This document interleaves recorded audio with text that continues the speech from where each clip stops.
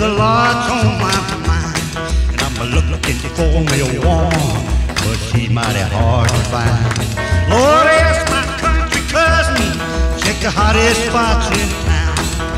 Oh, that little bitty woman, well, she just ain't around. Hey, oh, I'm looking, catchy high and low. Don't wanna miss the spot. Keep it on the go. Watching that woman's gas. Es esmu Andris Bārbals, bijušais ādāžu motobola meistarkomandas spēlētājs. Mēs motobola komandas veterāni izdomājām, ka vajadzētu atgriezties uz jaunības takām un uz savu rēķinu izgatavojam motobola motociklus un gribam uzsākt to aizmirsto spēli Latvijā.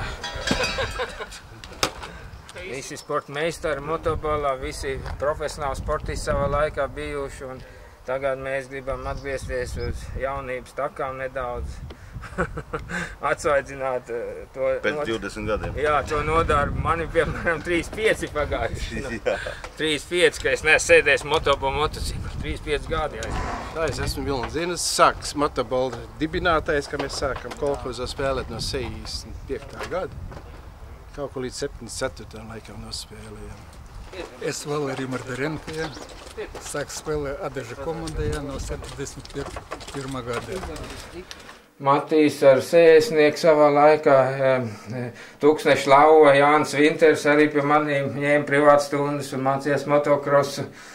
Un tāds sportists kā igauņu līderis Aigars Leoks arī pie manis ir mācījies motokrosu. Daudz gadus atpakaļ ļoti, varu teikt, ka viņam bija ļoti augsts morālās īpašības, ļoti stingrs raksturs, ļoti spēcīgs raksturs. Tad bijušais Moto federācijas prezidents Kaspars Veiģelis pie manis mācījās motokros ar labām sekmēm, ja jau vinnēja Latvijas čempionātu un bija līderis. Tas nozīmē, ka labi gāja zēnam. Toms Macuks ir redzams. Toms Macuks arī agrā bērnībā uz sēdesnieku ar savām trofejām. Protams, Lauris Freibergs savos ziedu laikos pasaules čempionātā, kur jau 16 gados viņš kā mans audzēknis atvēra to bilanci. 16 gados startēja pasaules čempionātā. Otrs, kas uzlaboja to bilanci, ir Matīs Kāro, kurš jau 15 gados startēja pasaules čempionātā ar panākumiem.